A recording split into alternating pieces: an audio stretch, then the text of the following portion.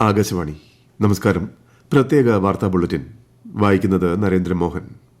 പ്രധാനമന്ത്രി നരേന്ദ്രമോദി ഖത്തർ അമീർ Sheikh Tamim bin Hamad Al താനിയുമായി കൂടിക്കാഴ്ച നടത്തി. ഇരു രാജ്യങ്ങളുടെയും സാമ്പത്തിക അഭിവൃദ്ധിക്ക് ഉതകുന്ന മേഖലകളെക്കുറിച്ച് നേതാക്കൾ ചർച്ച ചെയ്തു. ഉഭയകക്ഷി, പ്രാദേശിക, ആഗോള വിഷയങ്ങളും കൂടിക്കാഴ്ചയിൽ ചർച്ചയായി.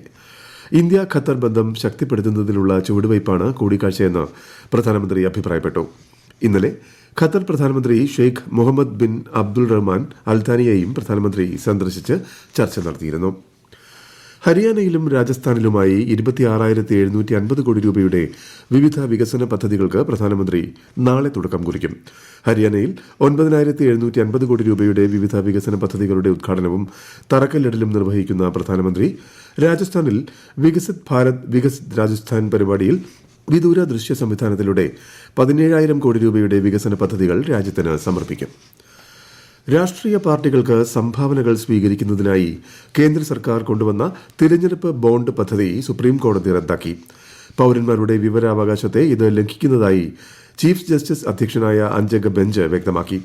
തിരഞ്ഞെടുപ്പ് ബോണ്ടുകൾ പ്രസിദ്ധീകരിക്കുന്നത് നിർത്തണമെന്നും ഇതുവരെ ലഭിച്ച സംഭാവനയുടെ വിവരങ്ങൾ തിരഞ്ഞെടുപ്പ് കമ്മീഷന് കൈമാറണമെന്നും സ്റ്റേറ്റ് ബാങ്ക് ഓഫ് ഇന്ത്യയ്ക്ക് കോടതി നിർദ്ദേശം നൽകി.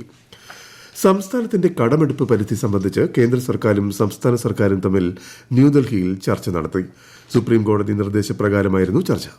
ധനമന്ത്രാലയത്തിൽ നടന്ന ചർച്ചയിൽ ധനമന്ത്രി KN Balagopal, advocate general, principal secretary എന്നിവർ സംസ്ഥാനത്തെ പ്രതിനിധീകരിച്ച് പങ്കെടുത്തു. 15ാം കേരള നിയമസഭയുടെ 10ാം സമ്മേളനത്തിന് ഇന്ന് സമാപനമായി. ഗവർണറുടെ നയപ്രഖ്യാപന പ്രസംഗത്തോടെ ആരംഭിച്ച സമ്മേളനത്തിൽ ആകെ 11 ദിവസമാണ് സഭ ചേർന്നത്. ബജറ്റ് അവതരണത്തിനും നന്ദിപ്രമേയ ചർച്ചകൾക്കും ബജറ്റിന്മേലുള്ള പൊതുചർച്ചകൾക്കും സമ്മേളനം വേദിയായി. ചരക്കു സേവന നികുതി ഭേദഗതി ബിൽ ഉൾപ്പെടെ സുപ്രധാന ബില്ലുകളും സമ്മേളന കാലയളവിൽ സഭ പാസാക്കി.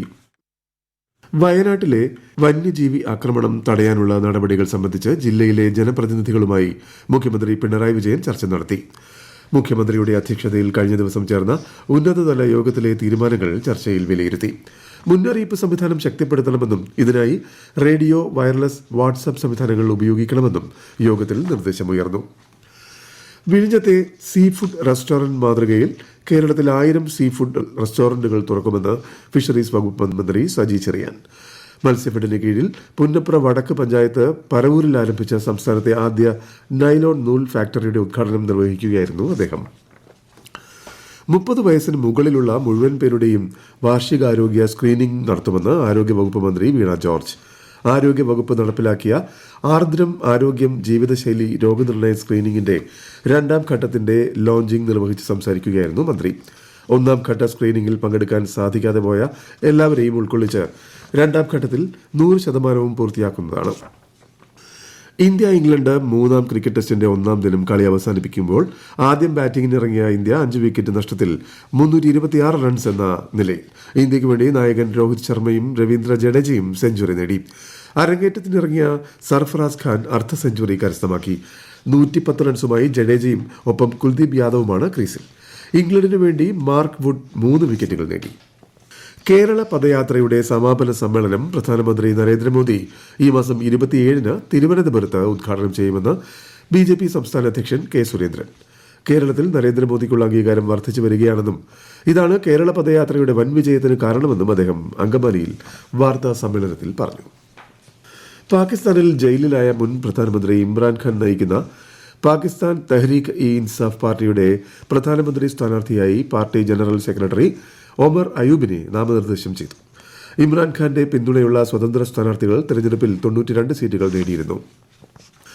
സപ്ലൈകോ മുഖേന വിതരണം ചെയ്യുന്ന 13 സബ്സിഡി സാധനങ്ങളുടെ വില പരിഷ്കരിക്കാൻ മന്ത്രിസഭായോഗം അനുമതി നൽകി. കാലോചിതമായ മാറ്റങ്ങളുടെ ഭാഗമായാണ് വില വർദ്ധിപ്പിച്ചതെന്ന് മന്ത്രി GR അനിൽ പറഞ്ഞു. അപൂർവ രോഗ പരിചരണത്തിനായുള്ള കെയർ പദ്ധതിയുടെ ഔദ്യോഗിക പ്രഖ്യാപനം മുഖ്യമന്ത്രി പിണറായി വിജയൻ നാളെ തിരുവനന്തപുരത്ത് നിർവഹിക്കും. 42 നഗര ജനകീയ ആരോഗ്യ കേന്ദ്രങ്ങളുടെയും 37 ഐസൊലേഷൻ വാർഡുകളുടെയും സംസ്ഥാനതല ഉദ്ഘാടനവും അദ്ദേഹം നിർവഹിക്കും. തിരുവനന്തപുരം ചിറയൻകീഴിലെ റെയിൽവേ മേൽപ്പാലത്തിന്റെ നിർമ്മാണ പുരോഗതി കേന്ദ്രമന്ത്രി V. മുരളീധരൻ നേരിട്ടെത്തി വിലയിരുത്തി. 29 കോടി രൂപ ചെലവിൽ നിർമ്മിക്കുന്ന പാലത്തിന്റെ ജോലികൾ സമയബന്ധിതമായി പൂർത്തിയാക്കാൻ കേന്ദ്രമന്ത്രി അധികൃതർക്ക് നിർദ്ദേശം നൽകി. പ്രത്യേക വാർത്താ ബുള്ളറ്റിൻ കഴിഞ്ഞു. അടുത്ത വാർത്താ പ്രക്ഷേപണം നാളെ രാവിലെ 6:45-ന്.